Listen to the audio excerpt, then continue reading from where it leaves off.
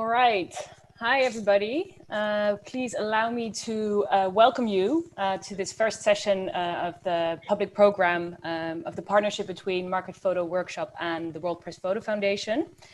This public program is part of a partnership that also features an outside exhibition near the Market Photo Workshop Institute, which is titled Pan-African Visual Journalism and Its Positions. This first session will be a conversation between Legeto Makala, head of Market Photo Workshop, and Annalena Meer, contest director at World Press Photo. And it will all be about the contest and the process that they went through together. At 3:10, this session will be followed up by a Q&A on the practicalities of the contest. So any questions you have about entering, etc., you can ask at that point. But throughout the process, please feel free to answer or ask all your questions in the chat box. Both Annalena and Legeto and myself will, of course, be happy to answer all of those. And that being said, I want to hand the digital floor over to Annalena and Legeto. Enjoy. Thank you. Thank you. Welcome to everybody, and it's good to chat to you again, Annalena. And I'm looking forward to memory, revisiting the beautiful few weeks of hard work and sweat, and ultimately joy with the outcomes of our deliberation. I don't know if you want to say anything before I ask you these questions that we're going to be asking each other throughout. Yes, let's get started with the questions. But I'm also very much looking forward to it. And I find it a great moment now that we're nearly starting the entry period for the next contest to revisit those memories with you and maybe to give some advice to people who might want to enter. And yes. Before I start with my first questions, congratulations with the new leadership at World Press Photo, a wonderful human being. And I'm really looking forward to the evolution of the World Press together with you guys. My first question, can you please give us some background in the history of the development of the contest, how it started and how it did become so global? Yes, sure. So it all started in 1955 when the Dutch Photographers Association, which was then celebrating their 25th anniversary, had a national competition, and they wanted to start comparing their work to that of their colleagues around the world on an international level. So they did that in 1955, and there were 42 photographers from 11 countries that submitted to that competition, and a total of 300 or just over 300 photos.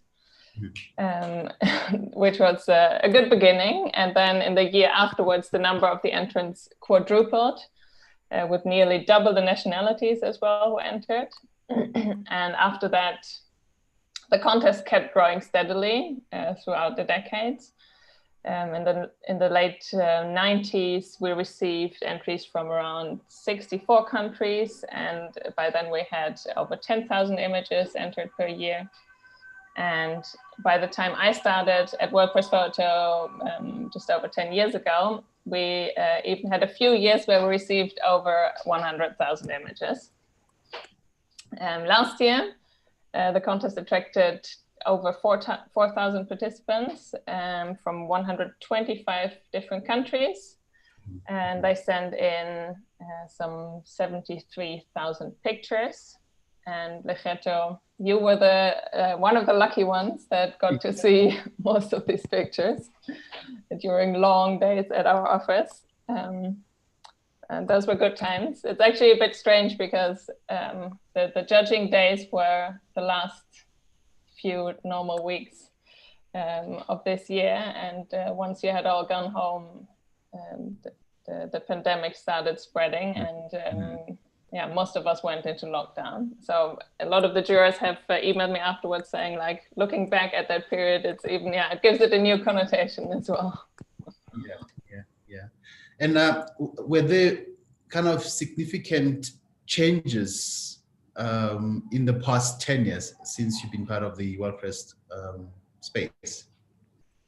Yeah, this is going to be a long answer, I think, because there were a lot of changes. Let me see, I even made some notes because there was so much I didn't want to forget something. So first of all, of course, the categories that people can enter to in the contest have changed over the years. And that's always an organic change that reflects what's going on in the media and in the world. Back in the early years, it was mostly focused on news and sports, basically what also was in the newspapers at that time. Later, other categories were added and taken away again. I would say in the last 10 years, the most important additions in categories were the addition of long-term projects. And we added that because the industry changed.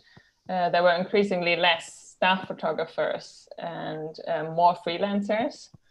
And photographers started working on more personal projects and also on more long-term projects over several years, as opposed to the more short-term assignments. We also added environment as a category about 2 years ago, when it became evident that most of the entries we saw in the nature category were actually concerning the environment. And also it got a more and more prominent point on the agenda of the world. So I think that was a very important addition as well. And now, I mean, in the past contest, we even saw, I think we had more than 10 winning stories that were about the environment. Also, something very important we did about 10 years ago, so around the time I started, was the introduction of the specialized juries. We started working with experts in nature, for example, to judge the nature category. And the same counts for some other specialty categories. And Legeto, you were in the portraits jury 2 years ago, along with an editor from Time and an experienced portrait photographer. And you were all invited to this jury because of your expertise in the field, you know, of documentary, portrait, and people photography. So I think this really made us focus on the different specialties more. Also, very important change happened in 2011 when we created a distinct contest for multimedia productions, because more and more photographers were also shooting video when they were on assignment, and they put together multimedia pieces. And that contest has developed rapidly over the last 10 years. I remember in the first years, you could describe most of the entries and winners actually as slideshows with music. And that developed into extremely interactive pieces that are entered this day, like, you know, 360-degree videos and virtual reality pieces. What we also encountered and what changed a lot over the last 10 years were that we came across entries and winners issues when it comes to toning and cloning of the images, but also when it comes to ethical practices of the photographers. So this led to a number of checks that we added and that we're conducting now during the contest. 10 years ago, we disqualified one of our winners in the category sports because he had cloned out a detail of the picture. It was the shoe of someone in the background that was cloned out. And this led to a change in our entry rules to define that deleting information from a picture or adding information to a picture, even if it just concerns a few pixels, basically, is not allowed. Then in 2016, we introduced a code of ethics in which entrants now have to confirm that what they show is an accurate and fair representation of the story that they're telling and the scene they're photographing. And that the audience is not misled. I think that is the most important point in this. So it includes that you're not allowed to stage anything and that you should be aware of staged situations, you know, even if you didn't do so yourself. But you also need to be transparent about the process you use to get to your pictures. And if necessary, explain in the captions what you have done to produce your story. Because, I mean, sometimes there's people who reenact something because it's part of their project and it's the only way to show certain pictures. But then it would be crucial to explain that process in your caption, because otherwise it's a staged moment, right? And the same happens with portrait photography. It's often portraits are often staged because people stand for a photo. So of course this is like the core of good photojournalism, but we had a couple of issues in those years that confirmed that we needed to make it explicit what we expect, how we expect photographers to behave. One more thing I want to mention is that in the last 10 years, we managed to increase the number of female participants from 13% to 20%. And this was a very focused effort during the promotion of our contest. So we're working with networks of women photographers, for example, to come to this. And I think it's a bit hard to say how many women photographers there are in the industry. There's very little numbers and research about that. But I think, going from 13 to 20% is quite a good result for the last 10 years. And we don't really have numbers for earlier years for every year, but my assumption is that in earlier years, it was always below 13%. So we're really proud of that. What is a much bigger challenge is to increase entries from certain countries where we only get like a couple of entries every year. So on the African continent, for example, there's only 4 countries from which we receive more than 10 entries. At least in the last year, that was the case. And those were Egypt, Kenya, Nigeria, and South Africa. From all other countries, we can count the entries per country on one hand. So we have had several efforts over the last couple of years to increase the numbers and to encourage more entrants from those countries. But it's a very slow process. And we need to invest in it and are investing in it over a longer period of time. And I also see like conversations like this and sharing it in the networks as part of those efforts to try and get people to enter. Because the jury can only judge what is being entered. And I think that's something you also experienced during your time on the jury. Sometimes the jury is like, why is there not this picture? Or I know there's something else, someone else has done this story, but if it's not entered, the jury can't see it. And we're always very happy when we get local photographers to send in stories that were made, in their environment. And when they then win, for example, our winning story of Mulugeta Ayene this year, who won with a story from Ethiopia, where he's located. I think that's always a good moment for the jury. Maybe you can say something about that as well, Echete. Obviously, the judging is anonymous and was anonymous last year, but once you find out that a story has been taken by someone that actually lives there, it gives a different kind of context to the picture.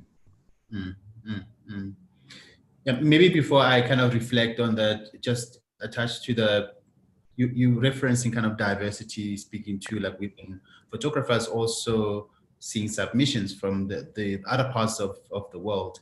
The composition of your jury in the past 10 years, I mean, were they kind of rethinking about how to constitute it? And with that, were they kind of different types of outcomes or engagements during the judging process in terms of your own experience? Yes. So first of all, we have made very specific efforts to have a diverse jury. And that means that 5 years ago, we started having a jury with members from all 6 world regions. And of course, members of that had very different diverse backgrounds in the photography industry as well. So we're also looking at diversity on that level. But when we talk about regional diversity, we've made a very specific effort to say the jury needs to consist of people from all those 6 regions. And we always have a minimum of 50% female jury members. And I would definitely say that that has changed the outcome of the judging. Of course, it's difficult to prove it, but I have been in like 10 years of contests, and I've seen the juries work. And the last couple of 2 or 3 years, I've really seen how the discussions have changed within the jury. With those backgrounds from people who know something about the regions that they're seeing on the pictures, and the other jurors listening in very carefully to what those people have to say. And I think you see that in the results as well, that there is an understanding of the diversity of content and how it's being looked at as well.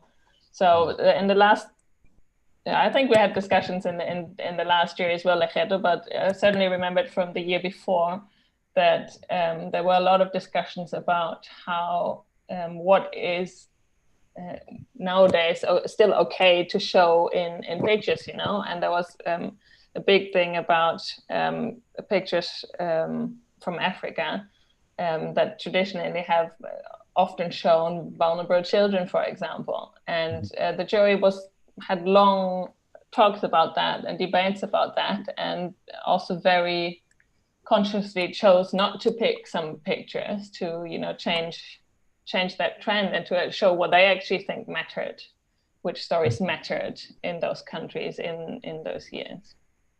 Yeah. Okay. Now we've already started talking about the contest and your judging experience a little bit. So maybe you can tell us quickly what your expectations were when, after we had invited you for the judging and you were coming over to Amsterdam. What did you expect to find? Well, I think for me, anxiety, obviously, it's there. It comes in, it's very natural. And you begin to ask yourself so many questions. Firstly, why me? But you realize that, you come from a very important space and surrounded by amazing people.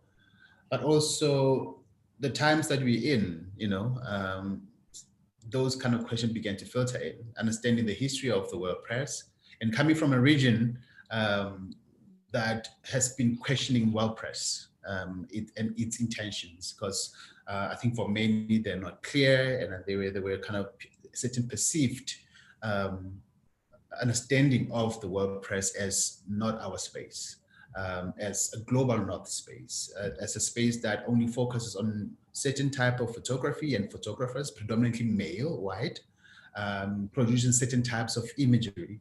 And I know that, like in 2011, Jodie Bieber, who's South African, was the first African woman to receive like a top prize. I think that also kind of assisted in a way. But also as the photo workshop, the space that I work for and I lead, has had a number of individuals, photographers that have made it into the finalists of the World Press Forum. So those were kind of spaces of encouragement, but also understanding that there's a need and kind of responsibility that I should consider this invitation as a contribution rather than going in to judge, but more of expanding the conversations that I am kind of privy to from the region that I come in, and possibly begin to share the experiences and understanding of people from the region. I'm not representing everybody, but like just kind of spaces that I've been in and information that I've received, and trying to translate it into this new kind of area that I'm going to. So my first invitation was the portrait jury, which was quite exciting. And I was with lovely people, lovely individuals, and the conversations was really, really important. Even though time is it's very expensive. Time, you don't have time when you're in this forum, in these spaces, because you have to go through tons and tons of images. But the essence of conversation is critical. So I think that the going in anxiety, but also not knowing who you'll be paired with to judge. But I love making friends, new friends. So I think that also helped, that when I enter, I don't enter as a separate person who's bringing a separate kind of thinking. I came in as an open-minded person who wanted to share, but also listen to others as we engage images, because images are about information and they communicate visual stories. They communicate people's lived experiences. So we have to approach it in that human kind of level of engagement. And I think, yeah, the introduction was really amazing. And to be invited the second time around as chair of jury, because I remember last we were in Al, is it Al? No, gosh, I can't remember. Beperignan, yeah, in France, and we had lunch, and he break those news to me, and I was like, okay, let's talk about it again. Why me? And but I've known Lars for a year or two. We met in New York at the portfolio review, so we had some discussions, and also David, but also I think the interview that I had with your teams post the portraiture kind of created more interest in bringing me closer to the judging process as much as possible, which I really appreciated.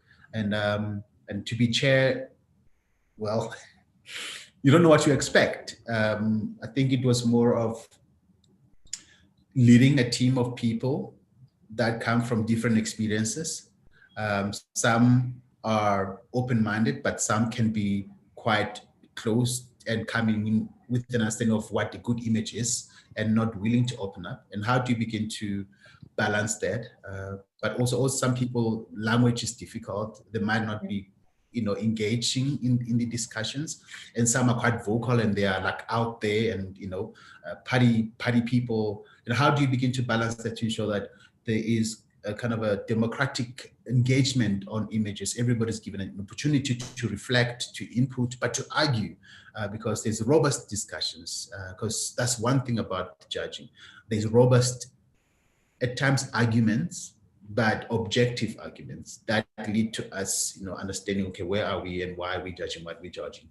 Yeah, so I think the anxiety, but the second time around, I think was more of a pleasure to be invited and to begin to share, more, I think, robustly my position and understanding of where the world needs to go around engaging with images. Yeah. Mm-hmm. And so last year, when you were chairing the jury, can you talk us quickly through the process that the jury goes through, like every day, and what's a typical day in the judging room? I mean, the good thing is we meet first and then we just share, introduce each other, and obviously we have the secretariat of jury who will brief us in terms of times, and time is essential. It's really critical. So you'll wake up early, breakfast, and then go to the judging venue, and you'll start from 8 o'clock until 5 o'clock. At times you go to 7, depending on how engagements are. So it's a full day with breaks in between, a lot of coffee, a lot of tea, a lot of sugar, a lot of cookies, just to keep your energy level going. The food is good. But it's a very, very packed day that really, I think if people becomes flies and comes into the rooms and just observe, you realize the amount of energy, dedication, commitment that goes into it, but also the high level of concentration. I think I've only seen 1 or 2 people doze off as we go through the images, but that's it. It happens very, very minimal because you go through tons and tons of images. So you have to have that strength to look at each and every single frame, because if you miss it, it's not good enough, right? So you have to go through these thousands and thousands of images. Sometimes you have, for example, there was a submission from a particular part of the world, which I won't mention, where it seems like one agency submitted work of tons and tons of photographers, that's almost the same, right? It will deal with peaks, or it's just, and you have to, almost as if you're repeating the same kind of image. But the important thing is you should see differences and nuances in those to be able to identify which one will work for what purpose. But also I think you begin to understand people better, because now you're in that space, in that dark space most of the time, and you have no other way to go but to face each other, and you're compelled to know each other better. And I think the more you begin to know each other, the better the conversation, the better the openness and frankness engaging, so nobody's afraid to talk openly. So I think those were the most important thing. It's a quiet moment when you're looking at the images, but also it's a very conversant moment of engagement, of bringing ideas, of sharing experiences. And why am I saying this is an important story as compared to the other one? So yeah, arguments are there and differences are there, because obviously, we are human beings. But generally, it's a beautiful moment of knowing other people more than anything else. Is there something, what was your biggest learning moment of that judging room? Of saying, like you say, you had all these discussions and there was high intensity going on, of course. What did you learn? I think learning how other people understand and interpret images, how other people define meaning in a particular moment in an image. You had somebody who comes from Peru, whom I've never possibly encountered in my life, and they speak from a very beautiful lived experience in why that image, that particular image or element in that image doesn't work. So it expanded my visual vocabulary more than anything else. And I think I'm much more empowered to say I can speak on global image making than before I came in. Mm-hmm. So that was my biggest learning curve, to expand my visual vocabulary. Mm. Yeah. And was there something that was really frustrating you during the process? Oh gosh, I mean, frustrations are there. Where do I stand? Yeah, so you come in, you're still sleepy because last night you finished so late, and you're trying to get into the mood. You can't. Your body doesn't allow. You go down, you get the mint and the ginger and the sugar and whatnot, and then you come in and somebody's so excited about the day. But I think the frustration was some jury members who I think they did not allow themselves to think outside of their achievements in engaging work. So there was one or two that I felt frustrated, and also kind of the exchanges that in a stereotypical, kind of fitting into a stereotypical way of looking at the other worlds, as if those are insignificant in the understanding images. So there was a little bit of frustration, but I understood that we've come from different geographies, and some haven't gone out to really, when they travel the world, to be open-minded and to accommodate the world, to welcome the world into themselves and to open up to the world. Some went with the kind of, I'm going there to derive what I'm coming. So that has been their experiences. So when you engage them, you find that you have those tonality that is highly problematic. That is almost against what you have been working to demystify or to fight against. So there were those moments of really, really seeing that, we still have time to go, even though the people are amazing, but it's those things that are critical. They might take it for granted, but they're significant when we speak about representation, but talking about representation and thinking about representation. Yeah, very good point. I think the jury really succeeded, though, in being very, very respectful with each other. Yeah. But yeah, I can totally see what you mean. That it's also frustrating, or it's also making you realize that there's still quite a way to go in terms of how you talk about imagery like that. Okay, so from my side, what do you expect from the upcoming contest? Are you able to make any speculations in terms of your expectations? Yes, I mean, the world was dealing with COVID-19 this year. So I do expect photographers from all around the world to send in pictures related to the pandemic. I think rarely we have had a year where I expect there to be such a prominent theme throughout the contest. Mm-hmm. So this year I do expect this to happen, and like I imagine even in the sports category there will probably be quite COVID themed pictures that we will see. Or maybe we will receive a lot less sports entries because actually a lot of the events were cancelled, of course, that's also possible. But of course, there were also a lot of regional conflicts going on that we will see as well, like, you know, the ongoing protests in Hong Kong, Black Lives Matter movement, the elections in the US. We also had the explosion in Beirut, and you know, now more recently the conflict in northern Ethiopia in Tigray, among many others. But yeah, so I think a lot of COVID, but that doesn't mean that the conflicts in the world didn't go on as well, of course. So we will still see that as well. What would you expect? Would you expect something different or something else? I mean, following the World Press, I mean, this morning I went back to the first kind of winning image, you know, all the way up to now. You realize that moments in history really kind of informs what type of image will eventually make it to the top.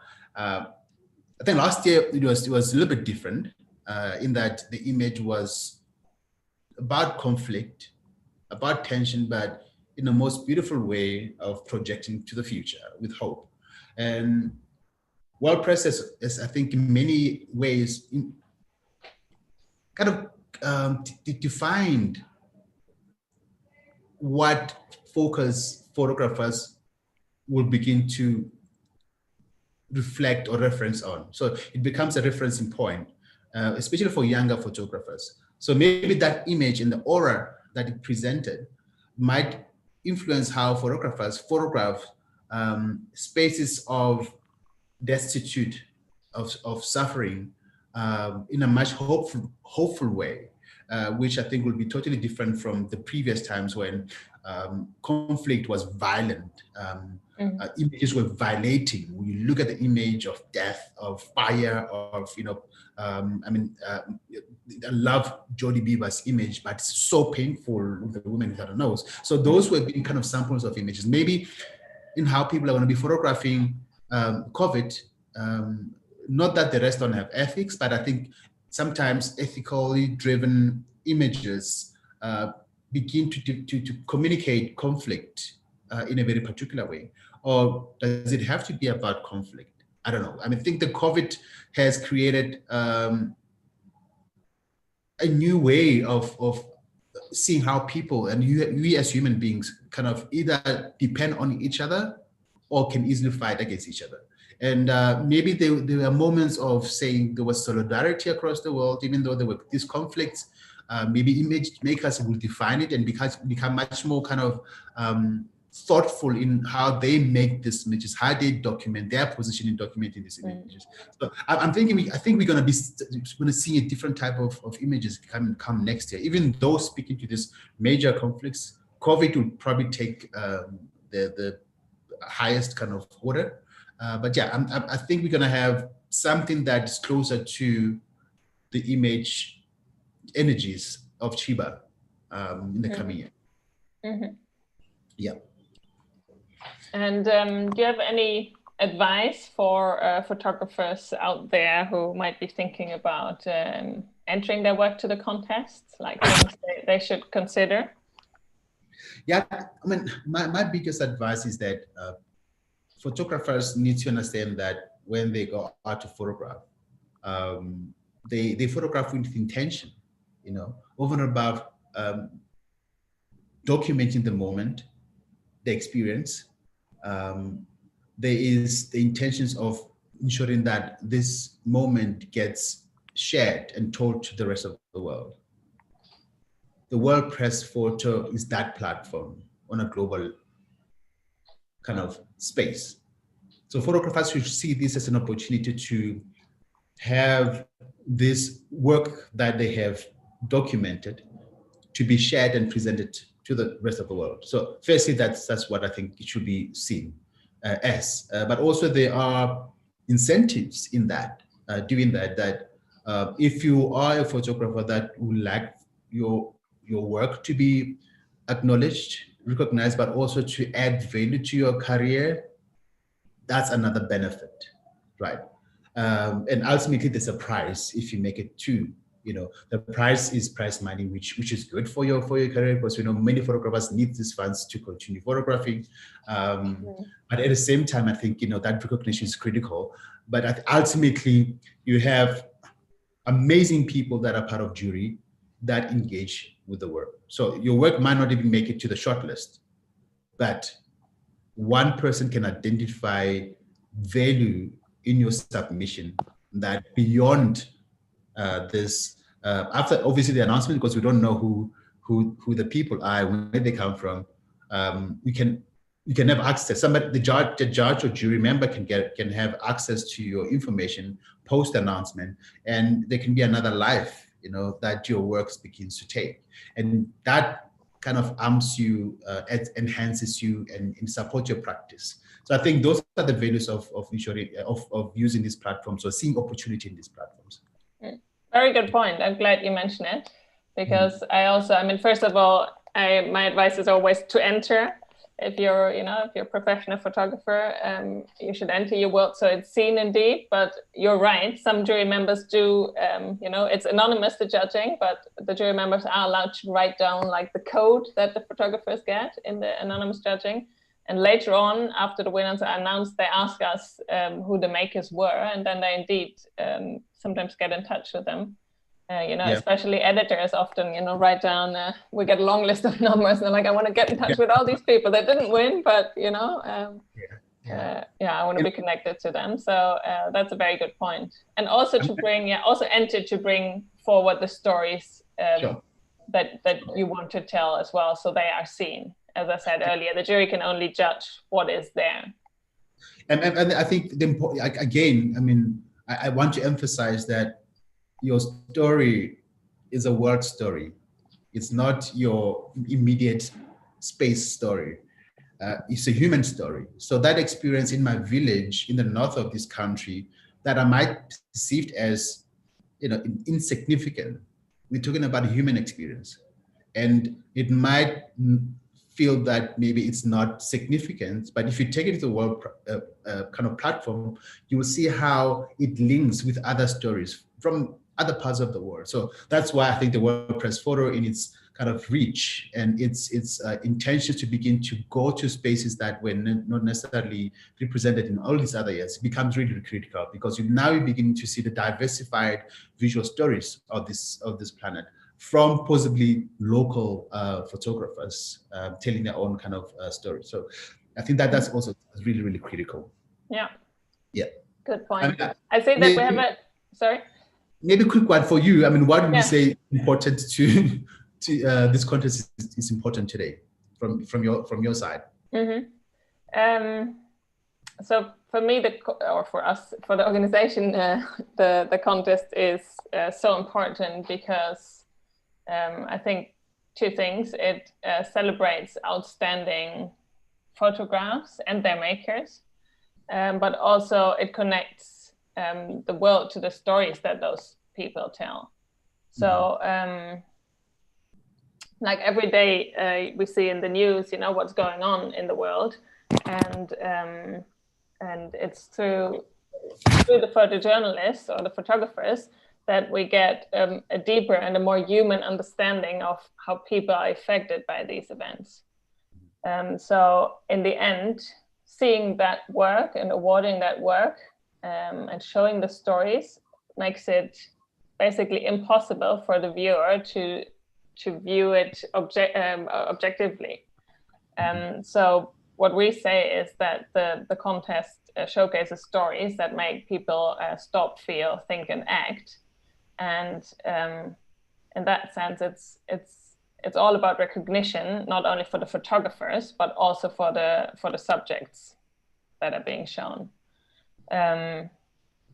So the contest results every year, they show, also very difficult images and images that bring up a lot of emotions and feelings, and some of which can be very challenging. You were talking about the Jodie Bieber's picture earlier, and I remember a few exhibition openings where I was talking about that picture, and that was certainly a picture. I always told people that did the tour and the exhibition with me, for example, to look at the picture for a very long time, and it's a very difficult picture to look at for a long time. But also, the longer you look at it, the more you see and the more you feel, actually. And so some of the images are challenging that we're showing, but they all have the power of inspiring understanding and inspiring change. And that's the impact that we, that we are doing it for. That's why we do the work we do.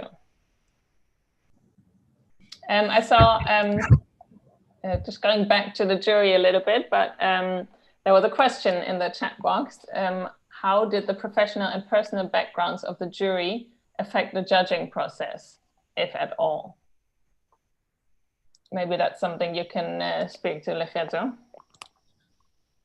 Yeah, I think the professional practice, but also experience of the jury was really critical, because I think we came from very diverse backgrounds. The input that went into discussions was quite in-depth, in that there were different perspectives. So, for example, my background has been education, meaning that I'm involved in the learning and teaching space where I am exposed to how young people feel and think through images, but also how they apply the practice within and around their communities, and how those images have impact, certain level of impact in those communities. Helps me, it backs me up in when I am arguing a point in a particular kind of on a particular work that's in front of us. So the information that I derive from the image generally is based on those lived experiences, but also hearing from other people that, for example, somebody who's a press photographer, nothing else, will bring in another perspective, and in its totality, we begin to create a new knowledge of that image as shared from kind of a diverse group of people. So the background in profession is really critical. One has to have come from a space of engaging with images, and ideally beyond just photographs, into film, fine art, sculpture, 3D, because those things, you see them when you're looking at an image, because an image is constructed of multiple elements in it. And once you begin to read those in a single form, it allows you to think much deeper about the image. So it is important that one has to have a very, very established background in image and visual storytelling. Yes, for sure. I would also underline that totally, that, I mean, the professional and personal backgrounds of the jurors affect the judging process totally. So it's, and that's, I guess that's the only influence, or not the only one. We also decide on categories as an organization, but we also invite the jurors, and that's always also based on, recommendations from the industry, from jurors from the past year. But yeah, that's where we have an influence on saying who's going to judge all those images, and that's always a unique combination of people, of course, that that affect the judging in every possible way.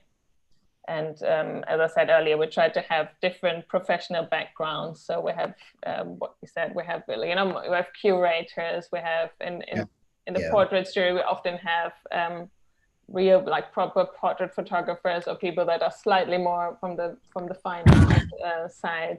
We like to have, like, academics sometimes, like someone who looks at it from a professor in journalism or photojournalism, who looks at pictures in a different way. But of course, we also always need photographers, and depending on the categories, portrait photographers or sports photographers, or people who are actually, in the front lines of conflict, to actually understand those images from that perspective as well. Yeah. Okay, so where are we?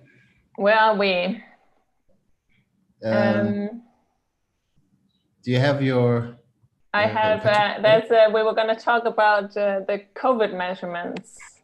Oh yeah. As well, that WordPress Photo took in 2020. So I can say something about that. I mean, the pandemic has affected us as it has most others. Just shortly after you were in Legette, as I said, the world closed down, and what we do changed significantly, I would say. Our award show and our festival were cancelled, where we usually fly in the winners and we get to meet them. That's like a really important moment for us usually to bond with the winners as well, and to see their work again and to meet them personally. And also for you, of course, Legette, you were also supposed to come to Amsterdam again in April. I know. I mean, Alone Sky is really, really disappointing, because he was really. I was looking forward to having him on my side and hearing chanting South African chants. But yeah, that would have been lovely.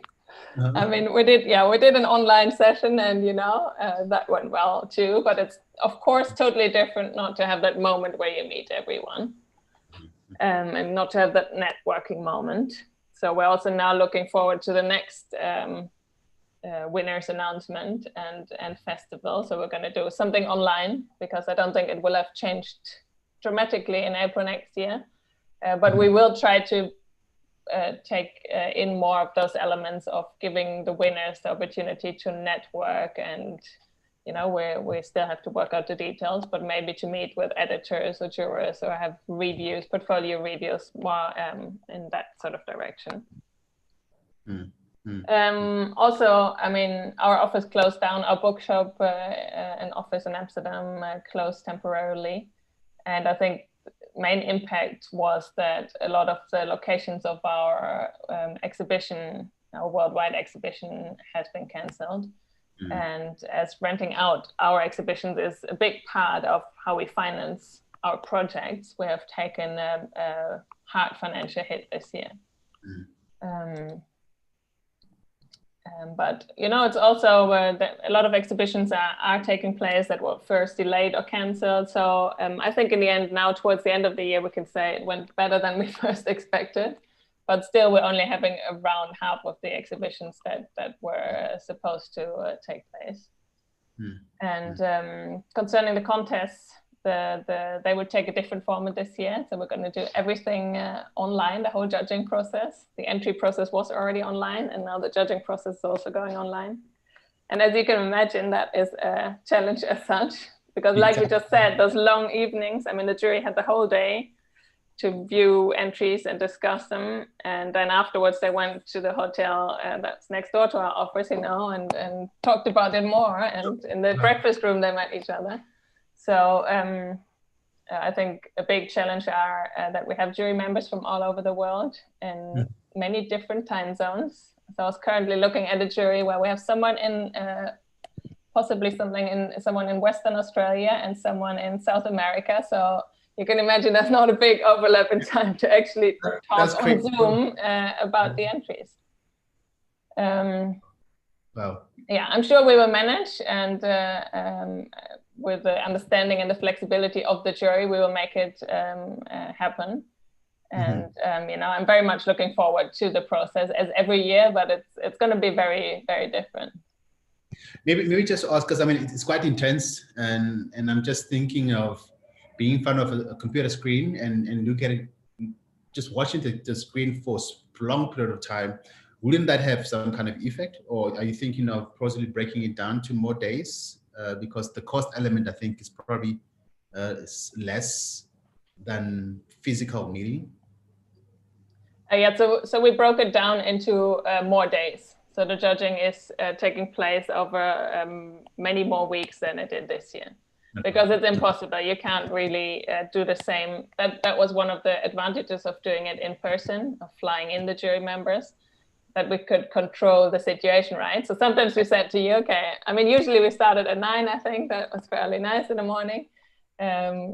We had necessary breaks in between, but we knew that on one day we had to finish a certain round. And sometimes it was necessary to do 1 hour after dinner even. Like if, you know, if it was necessary, we just did it. And people were okay with it. They're totally in it. But that is, of course, very different when you have people at home. So yeah, we've cut it up into smaller chunks. We've also, what we can't do this year is to have the same jurors on the specialized juries and on the general jury. So we're going to have 2 totally separate juries. Okay. Doing, you know, of course, the handover is very important there. So the chair of the portraits jury, for example, will have to brief the general jury very well on why they came to the selection they made. And yeah, I think, you know, there's still going to be room for the necessary debate, but it takes a very different format. I'm curious to see what will happen online, and I hope we're going to manage. You know, we never did it before either. So first of all, I'm curious how many entries there will be, and I hope that will be manageable to do online.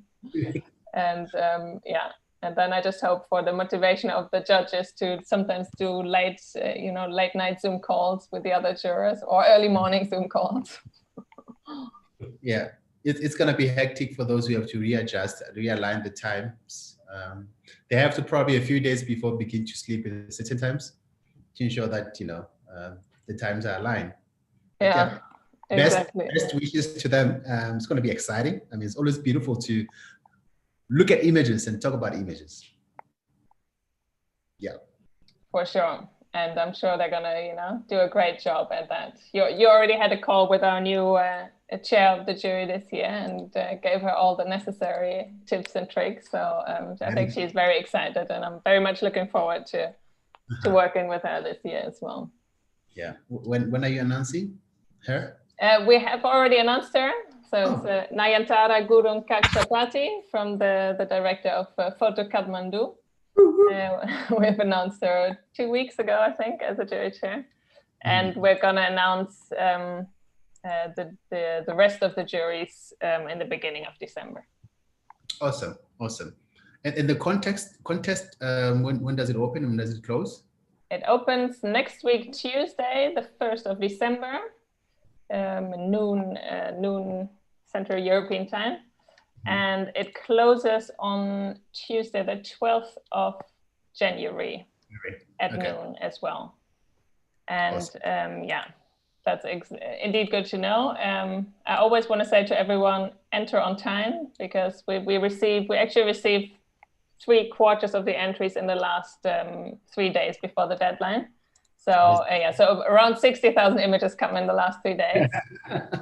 But do keep in mind that when you do that, you can't add anything anymore. You can't, before that, it's still possible that you say like, oh, I want to change something in my entry. You can just make it undone and change your entry and resubmit it. But yeah, if it's shortly before the deadline, it has to go well and you have to have your edit totally ready and all your information. So better start earlier. Always good to take some time for this. Also, just to emphasize and advise that, guys, please read the rules, read the guidelines.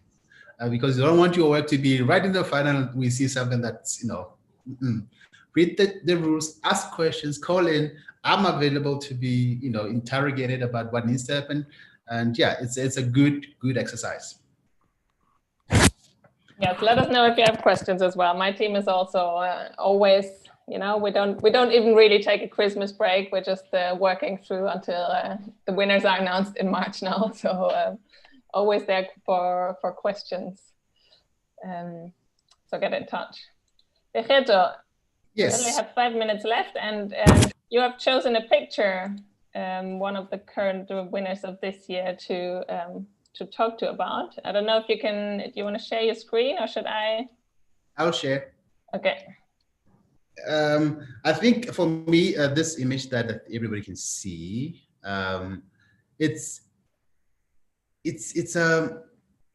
it got to me the minute I saw it, and I think I traveled with it throughout the judging process. So it was at the back of my mind. And one thing being that Africa is 70% 19-year-olds, right?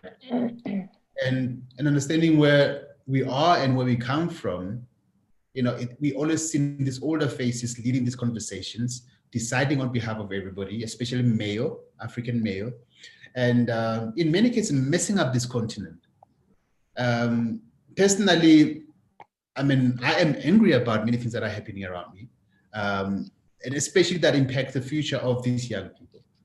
And to see an image coming from a beautiful country of Sudan that has been under very difficult experiences, and for the moment of change captured with this energy, represented by these beautiful young individuals that are, for me, they are calling out about the future. They are paving a way for their own future.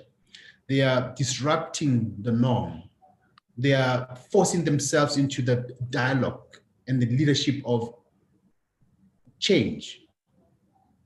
And a beautiful thing after this image, because we followed up who this person is, and he's a beautiful young man who has hopes for this part of the world. And I think in that, this image kind of inspired me, in essence, inspired the work that I do with young people in my country, that I'll continue to do with young people, because I think that's where the investment of the future is. Not telling them what to do, but creating platforms and spaces for them to represent their views and perspectives, because I think they have so much energies. The networks are beginning to open up. The work of virtual access is becoming instant. People are becoming to access each other beyond their immediate territories through virtual platforms. So there is this possibility that I see in this image more than anything else. Yeah, in short. Beautiful. It was a long process to get to this picture, of course, we remember. No. I mean, there were many questions asked. Obviously, like to share with the audience out there. I mean, we have in the jury highly technical people that believes a quality image should have this element, and you have other people that come from kind of conceptual art space, understanding what mood, texture, light can begin to express as an additional layer to an image. Those kind of tensions. No, this image, even though it's powerful, but it's not this, it's supposed to be this. And somebody saying like, this is the ultimate way of making an expressive image, because what it does, it captures your attention, and it goes deep inside your soul, and you connect with it because of this mood that it represents, or it's made of. So I think, yeah, people need to know that, there was high level of robust discussions to get to this image, but I am happy that, it's there. So am I, and that's the moment where I'm like, oh yes, we've made it. Yeah. Whereas one day before, I'm sometimes not sure whether the jury is going to reach an agreement. But luckily, in the end, we just vote. I mean, you just vote, and yeah, there will be. You were voting with your heart, right? You were right there at the back. It's like, oof. Of course, yeah. It's such an intense process. We're just sitting there in the back, and obviously, we're not taking part in the judging at all or influencing anyone. But of course, we're feeling. Of course, we're feeling the discussions and the pictures and the stress. In your particular photo, because I think we left it a minute. Yes, let me share my screen. I have chosen. Of course. This picture. Can you see it? Yeah. Mm-hmm. And this is a story of that one in General News. It's of Fabio Bucciarelli.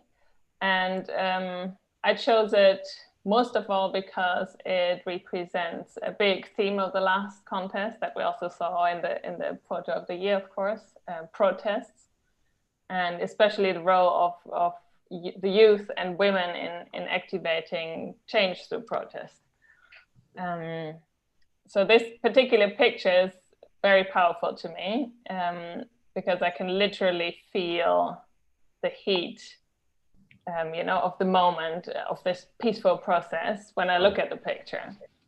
So it shows women in Santiago in Chile, and they're performing a song that is called "A Rapist in Your Path," and it went viral and became was used across South America. Many of the protesters are wearing red scarves and lipstick, and they want to symbolize the sexual nature of the assaults. And they're blindfolded in solidarity with the people that were blinded by the police. This is, in Chile, this was the most extensive civil unrest in its recent history. And they rose throughout the year 2019 in protest against the inequality, the economic inequality that was going on. Because in Chile, 1% of the population controls 33% of the wealth. And the trigger of the unrest was that the president increased the subway fares. And then the demonstrations started against that, and they grew in size, and they became increasingly violent. And authorities used extensive force against the demonstrators, including pellet shotguns that were used directly most probably purposely to cause injuries, eye injuries of the protesters.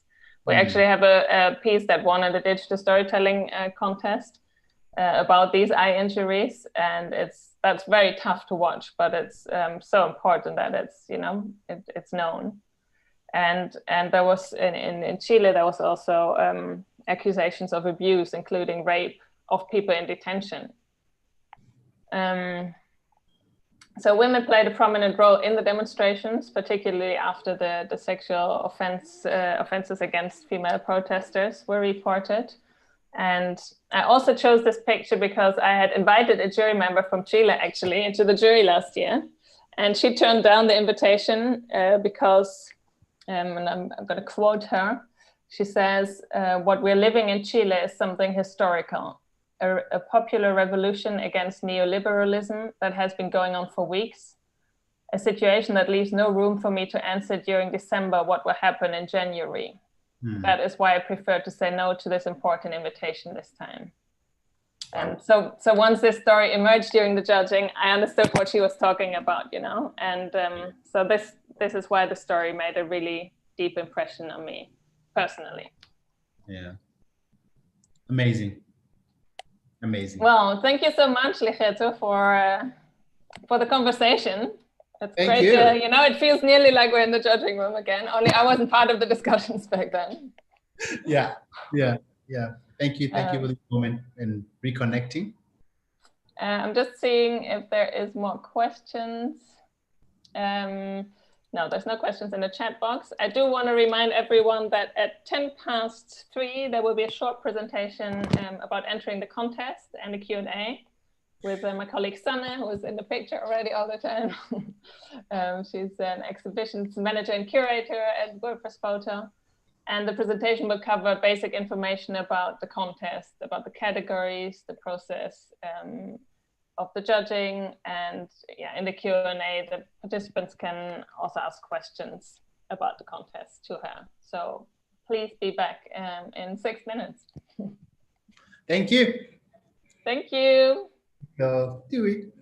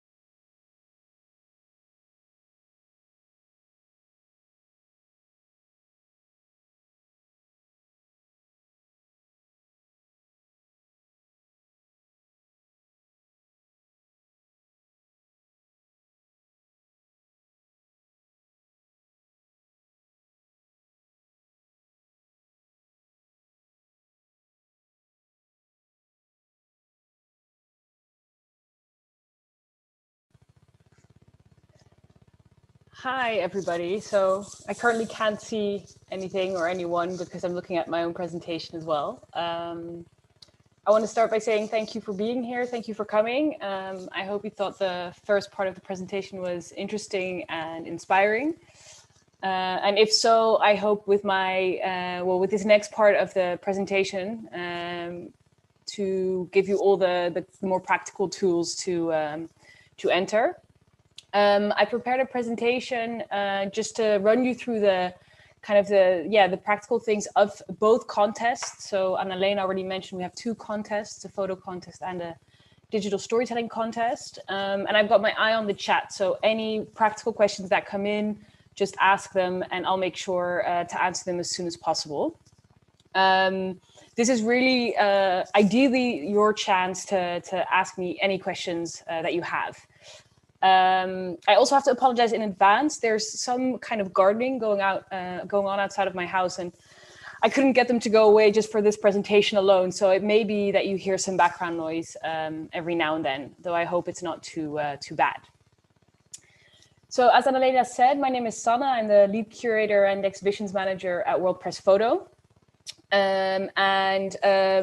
We started doing these kind of outreach and presentation meetings on location last year because we feel that us having a conversation with you, even if it's only digital now, we hope to kind of get some of these practical questions out of the way and get as many people to answer and to enter into the contest as possible. Right. So as I mentioned, there are two contests. We've got the digital storytelling contest and the photo contest.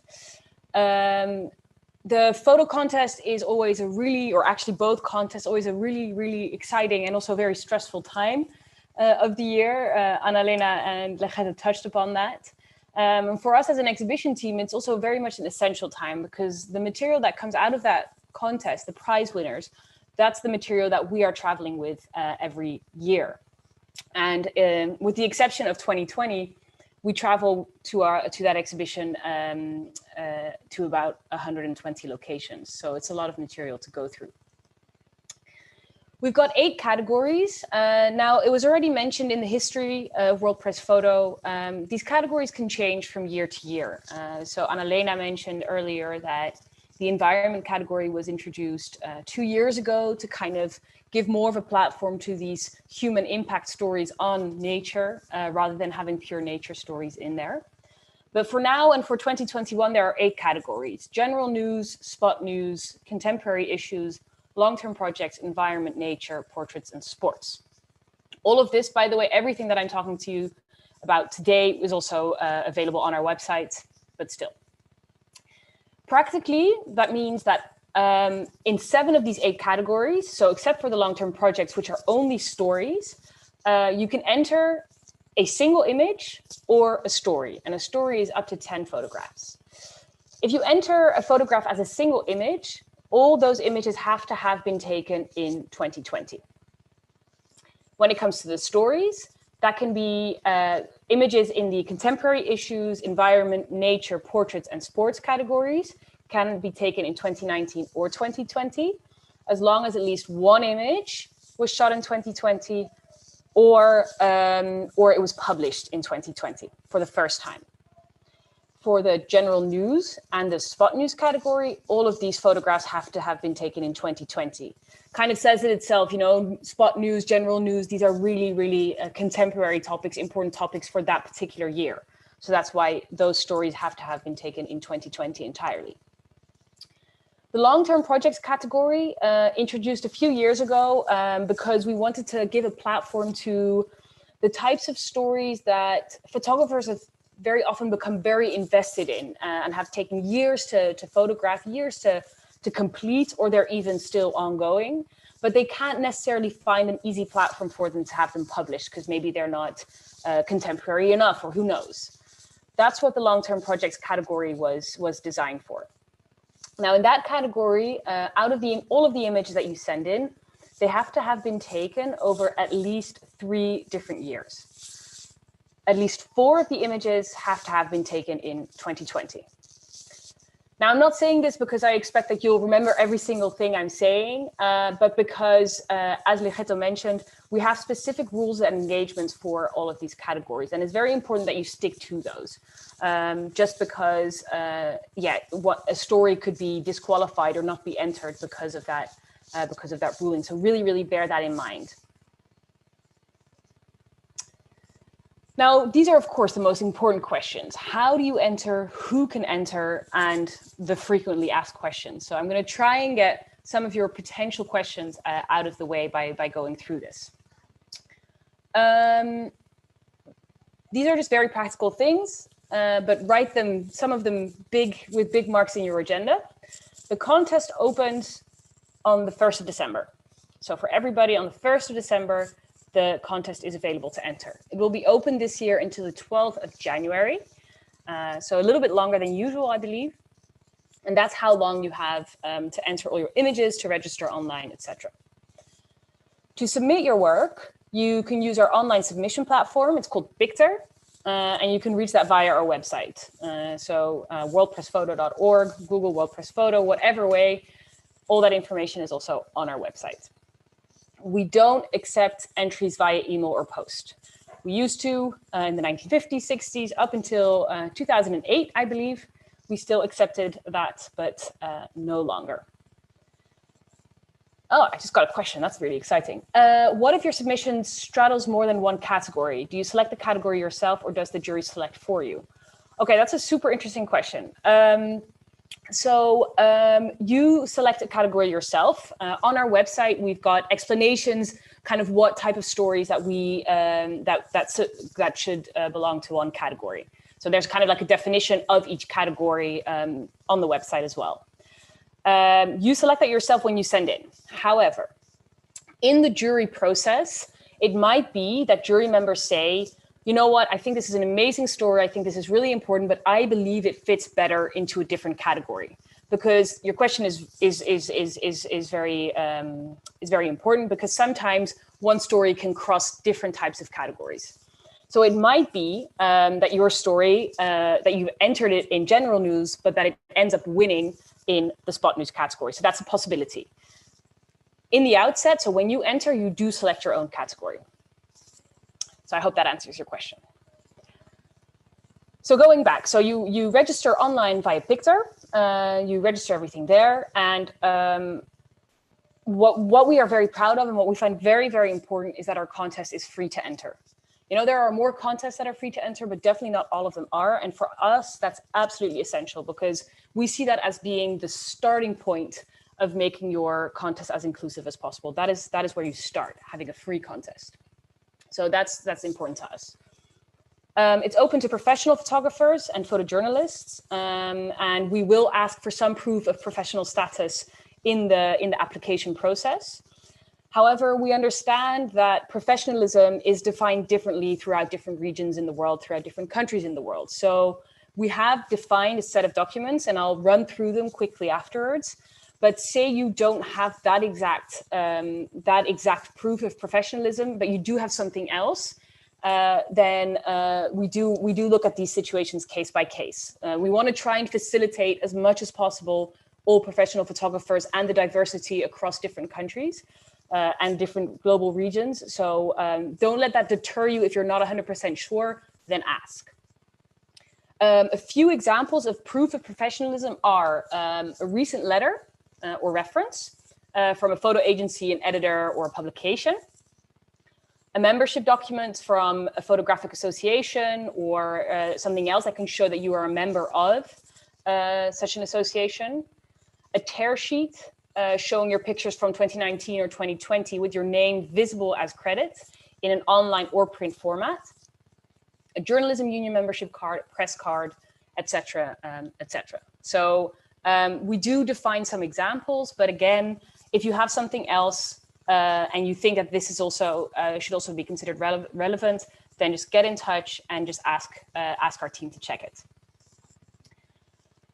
Who can enter? Or sorry, no, frequently asked questions. I've already passed that. Is there a limit on how many pictures I can enter? Now, this is a question we actually get a lot. And simply said, the answer is no, there is no limit. You can enter as many images as you want. You can enter in as many categories as you want. You can enter, there's a lot of flexibility there. At the same time, we don't suggest that you empty your hard drive onto our platform. Not because we don't want to make the time for you, because we, as mentioned, these pictures there's up to 80,000 pictures sent into us every year, but just because that doesn't necessarily guarantee that you're going to have a higher chance of winning. It is about the best photography on there. And we've had, photographers that it seems that they think, I'll just share my entire hard drive with you. And then you can make the choice, which are my best images. No, it's about you selecting what you think are your best works and sharing them with us. So make a good edit and send your best images into the contest. That's going to give you a higher chance of winning. Not the more images, the better. Captions must be submitted in English. So we definitely have some people that run them through Google Translate sometimes, but they have to be submitted in English because we do checks on them. We also have guidelines on our website that explain how to write captions, the kind of information that we're looking for. And images, this is also a very important question, one that we get very often. Images don't have to be published in order to enter. They don't, except in some categories, that in some stories, as I mentioned earlier, if you've shot something in 2019 that you want to enter into this year's contest, then sometimes they have to have been published for the first time. However, that's not a necessity for any story. We've actually had World Press Photo of the Year winners with unpublished images. So that's absolutely not a requirement.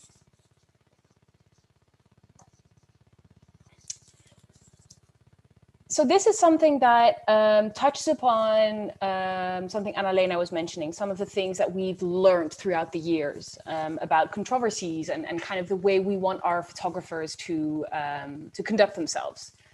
And what we introduced a few years ago is a code of ethics that every photographer that enters into our contest has to sign off on.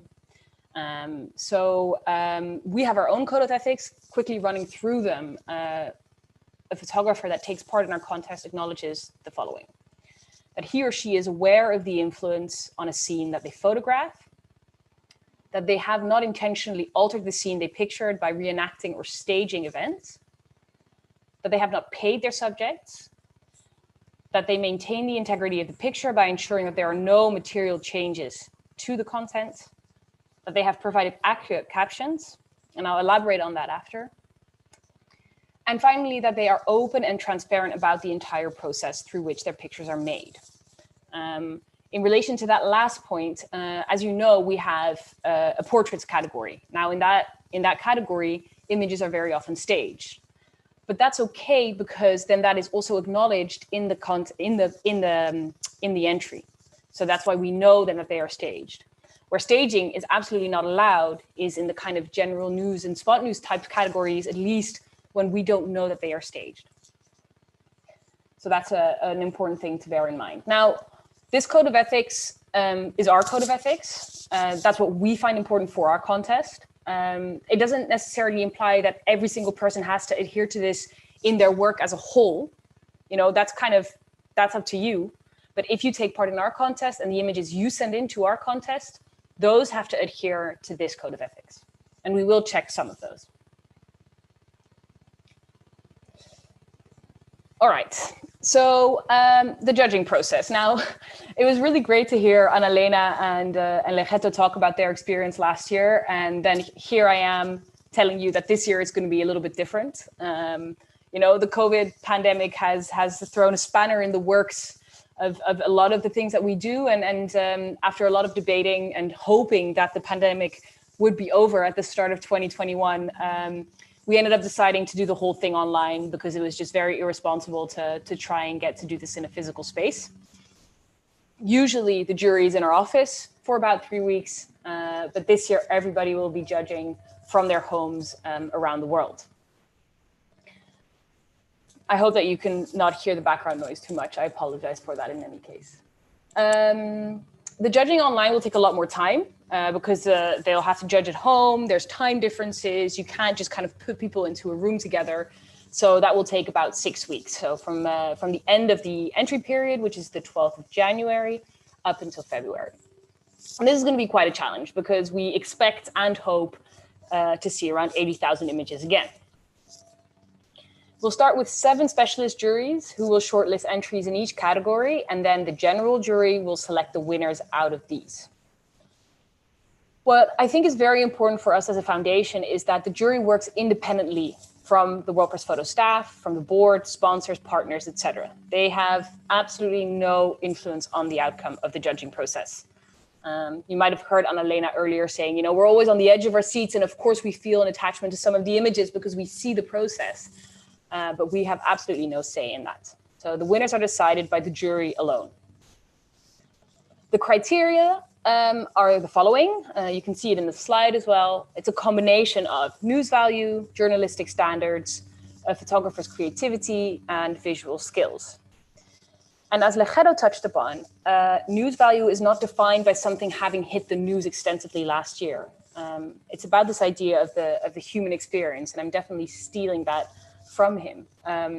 So a very localized story can have huge news value if it's told bringing all these different criteria together. So don't feel that because you didn't travel or anything like that, that wouldn't be relevant for a jury to see. The one thing that we do, so we don't restrict the jury's decisions in any way, but what we have begun doing is that we ask the jury to consider certain issues, issues of representation when it deliberates on the entries. Those issues of representation relate to reinforcing or challenging stereotypes. Do they repeat well-known examples or cliches? Is the graphic, and when there are graphic or violent photographs, are they appropriate or even necessary for the story represented, especially when it involves vulnerable people? And most importantly, of course, are issues like the subject's consent, so the person's consent that's in the photograph. How have they been handled by the photographer, and is that visible?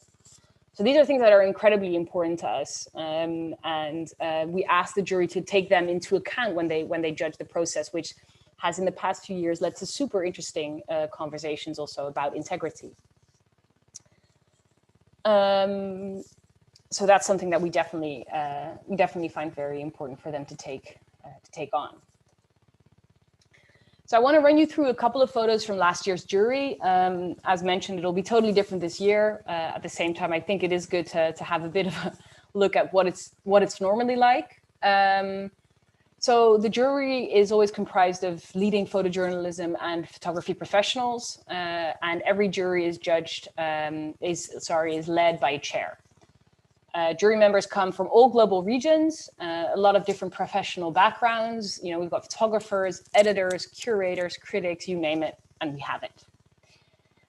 It is always quite a puzzle to get a jury together, and it's always our contest department is actually at this time really busy kind of fitting all the pieces together to get a jury that is representative of all global regions and of all different industry types that make up this incredibly interesting industry. But that leads to incredibly interesting conversations, of course, like Leggero said in the first part, people coming with different mindsets. During the judging process, every jury member, whether you're ordinary or the chair, has one equal vote, and jury members cannot enter the contest in the year that they are judging. So we also, of course, try to maintain that integrity there. All of the conversations they have and all the deliberations they have are conducted in confidence, of course, so that they can feel that the space is safe enough also to discuss their concerns and their arguments. That's also why all jury members sign a non-disclosure agreement, and we don't make, they're not allowed to discuss anything until the public announcement. So that's why how we also try to maintain confidentiality for photographers, but also for the jury members. So this is what it usually looks like. This is what it's normally like. Like you can see, they all have these scarves around them. It's really cold in the rooms to keep the jury members awake and alert. High calibrated screens. I don't know if you remember the photo from the beginning, but you know, the World Press Photo contest started in 1955 with images on the floor and on the walls and on the ground. But we have moved forward somewhat since then. But yeah, this year it'll be, of course, different. This was an example of a specialized jury. You can see all the people in the background. Those are members of our staff that do all the administration. So they administer all of the decisions so that we know who voted for what, etc. That too will be different this year. And we collect the votes, all of them online. So they'll do that themselves.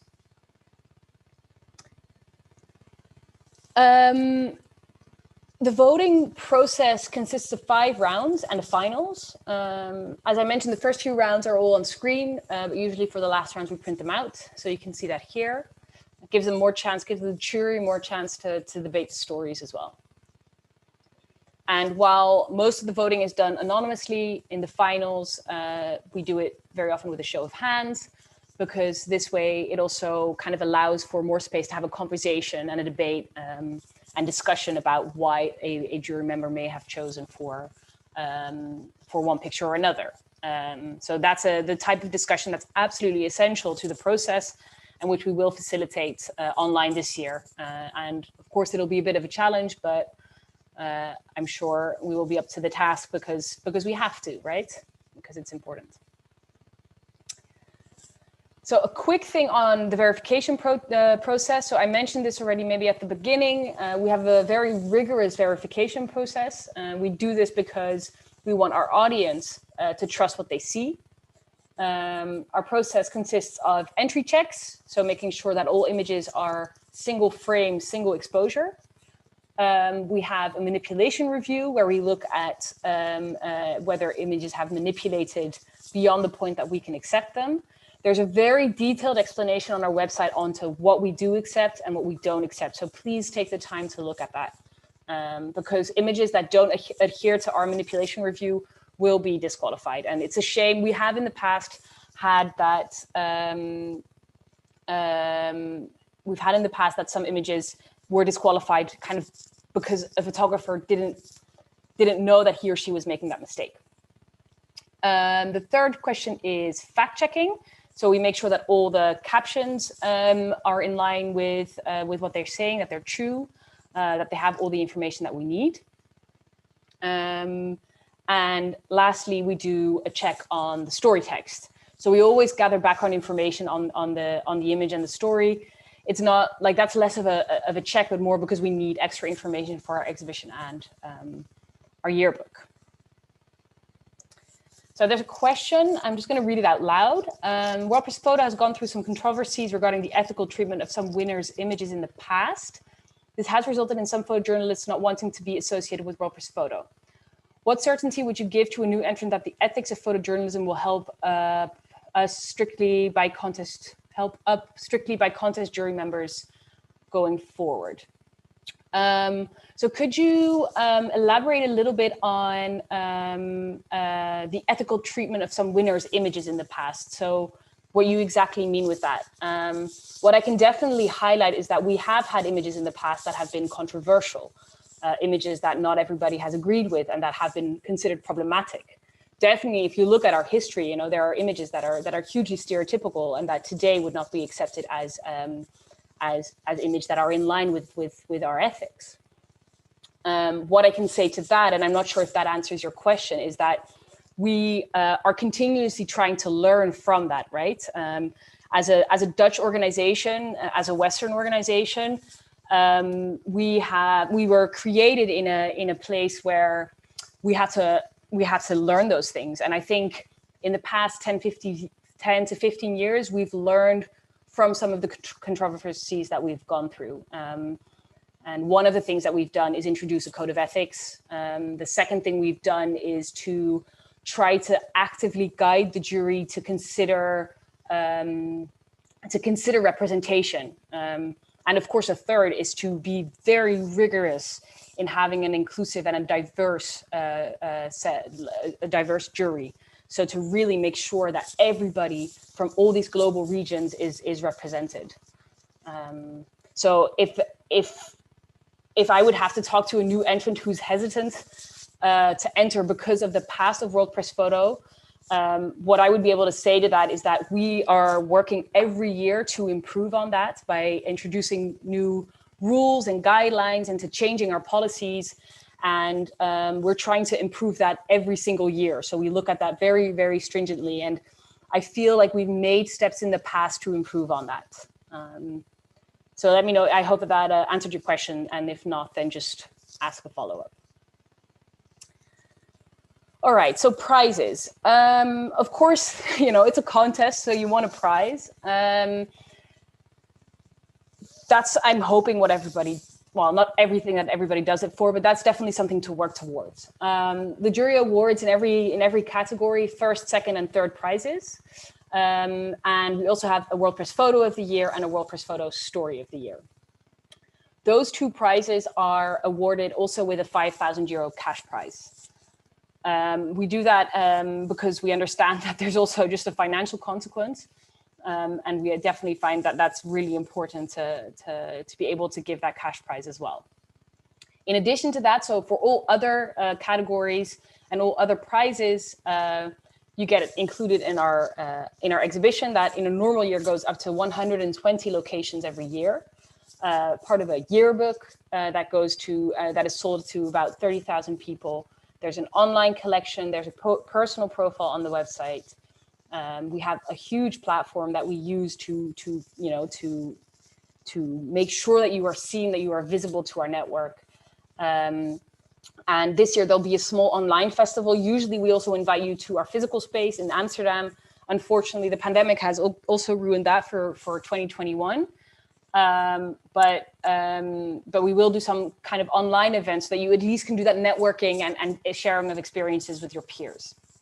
And as mentioned, the photo and the story of the year will have a cash prize of €5,000. Now, I've already gone on quite a lot, so feel free to ask any of your other questions still in the chat. But I will continue also. Oh yeah, I got a very good reminder here. So this presentation will be accessible throughout the YouTube page of Photoform Africa throughout the weeks to come. So, I've talked at you a lot. There's a lot of information that I've given you. If you're not 100% sure about everything, you can always go back to this, the YouTube page, or of course to the World Press Photo website, where you'll have everything explained to you as well. But this will stay online as well. So, if you want to see me again, or my face, or my presentation, then that's where you can go.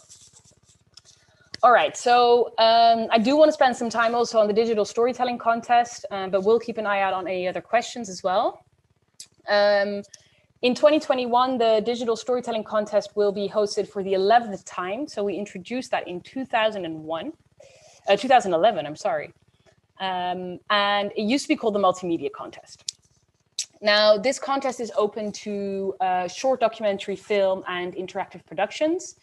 And it was launched as a way to recognize and reward forms of visual storytelling that are enabled by digital technologies. So the changing technologies that are happening so fast and all of the time. These technologies have really transformed how we produce and how we consume stories. And they need a platform. They need to be seen. We really feel that. In the very first decade now, the contest has grown from 42 nominations in 2011 to almost 300 in 2020, so in 10 years. So it's growing all of the time as well. And we just see every year how fast technology also changes constantly. So it's a really exciting contest. What we mean with digital is work that is produced and or published through digital means. So internet, computers, mobile applications, VR, you name it, we've seen it, honestly. It's open to digital storytellers, visual journalists, producers, entry coordinators, and these submissions, they include, the work of any professional visual journalist. We've got 3 categories, interactive, short, and long. Please also double check on the website what accesses is what, but basically interactive means an interactive visual story or project in a form other than video, which through its design creates an immersive and or innovative experience for the user. Short and long are for single linear narrative or series of linear narratives on a single topic produced as a video for the web, and lasting no longer than 10 minutes for short and 30 minutes for long. All productions must include photography and or film in combination with, but not limited to, animation, graphics, illustration, sound, or text. The entry period is the same as the photo contest, so 1st of December to the 12th of January, and also this is free to enter. Similar to our photo contest winners, of course, these same winners will be published on our website, on our platform, media coverage, etc. Also as part of our exhibition. I must say that with the digital storytelling exhibition, we don't show it in as many places as the photo contest, just because of the practicalities of digital means that we haven't really mastered in all locations yet. But that is growing every year, and it's super exciting to see how we are now exhibiting the digital contest, digital storytelling contest, in more and more places every year. So it is continuously growing. There are also two main prizes, two main awards called the Interactive of the Year and the Online Video of the Year. And these two prizes too carry a cash prize of 5,000 euros. So don't forget that. This is what it looked like last year. Again, this will be different this year. We assemble here too a very diverse jury for the digital storytelling world. And every category has its own jury, but then there's an overall chair. Now, every category has its own jury because with these forums, as also, you need people with very different expertises to come together. And we really, we want to give that, we want to take that seriously. But this is what it looked like last year to, some of the jury members looking at through VR goggles in our offices. So the big question, why enter the contest? And I'm really happy with that other question also that was asked, why should you enter the contest? I mean, this is the summary of why we hope and want you to enter the contest. It's free, it's easy. You may end up, in the best case scenario, in a worldwide exhibition, in an international yearbook. You may, in the best case scenario, be part of an online festival and networking opportunities while reaching a global audience. But even if you don't win, and that was touched upon also in the first part of the session, even if you don't win, your work will be seen by international experts. And people have in the past noted down anonymous numbers and gotten in touch with these people in the past. So in your worst case scenario where you don't win, your work is still being seen by experts from all over the world, and your work is still being discussed by international experts. And I think that is a great thing. Also, the jury is different every year. So there's a new chance to win every year. You never know. You just never know. And you might as well try. One other thing also that I want to highlight, and again, this was touched upon at the beginning of the last session as well. There are some regions that are very underrepresented still, and that has in part to do with our history as an organization. But that's also why we are trying so hard to change that. From the African continent, last year there were only about, I think, just under 130 entrants, whereas in the entire contest, there's about 4,000 photographers that take part. So we want that number to increase. We want to see those stories. And it was particularly exciting to see Mulugeta Ayene's story last year being nominated for the WordPress Photo Story of the Year, because it was the first time that an Ethiopian photographer had been nominated for that. And that means that we are late to the game, but it shows that we are hopefully changing the narrative. And we need you to do that. We need you to take part in order for the jury to see your work. And only then can we also award it, or the jury at least. So I want to end up with a couple of tips. Enter, as if I haven't said it enough. Please enter. Just give it a try. You never know what can happen.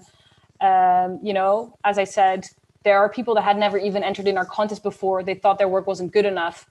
But I don't know if anybody, you can Google Warren Richardson. He won in a few years ago, and he had never entered in the contest before. And actually his girlfriend entered that year for him, one of his images, and he won the photo of the year. So it is possible. Something else that was already mentioned, make sure to submit your work well before the deadline. I know it's the most human thing in the world to look at the deadline and then enter 2 days or 1 day before, but you are going to be stressed if you do that. If something goes wrong or you're not happy with your edit, you will not have time to make any changes. Plus, if something goes wrong and you email us for help and we're super busy, we can help you way easier if you already start uploading things and checking things well before the deadline. Now, we do have a very, very capable and very, very hard-working contest team that checks all the emails that come in, but it will help you if you start submitting well before the deadline. So there's never a need to panic, because we also, we help with problems all the way through, or at least our contest team does. But just to save yourself and to make sure that you get a good night's sleep, just make sure that you enter well before the deadline. Another thing is, and I mentioned this already at the beginning, make a careful selection of your best images. So don't unload your hard drive onto Pictor. Don't do that. I mean, it's not necessarily going to help you. Edit your work to the best of your ability. Now, the secretary of our jury always says every year, it's not an editing contest, it's a photo contest, and that is true. But your photos will be better received when you make sure that you have a good edit. So work really hard on the edit when it comes to those stories. Make sure that you're happy with it. Make sure that it says what you want it to say. And the last thing, and I mentioned that already, but I want to emphasize that, follow the guidelines on our website for captions and manipulation. We've had it in the past so many times that people just miss some of the manipulation rules and then accidentally edit something in such a way that we couldn't accept it. And that's just a shame, because if you have a great image, but like Legetto said earlier, it has to be thrown out for something that you hadn't read was an issue, then that's just a shame. And it's something that you can very easily avoid. Same goes for the captions. So that's all of it for me. You can also watch tutorials on how to enter, on manipulation checks, etc., on our website. So our website is www.worldpressphoto.org. If you have any specific questions, you can direct them to the email address that is noted here. And also, as I said earlier, say you want to revisit some of the things that I talked about, this link will stay online through Photoforum Africa, the YouTube page of it. So you can also revisit that. So if there's not any more questions, I just want to say thank you a lot for listening. Thank you a lot for coming. And I really, really hope to see some of your work. And of course, I can't see who you are, and the work will be anonymous anyway, but that we will be able to see some of your work in the contest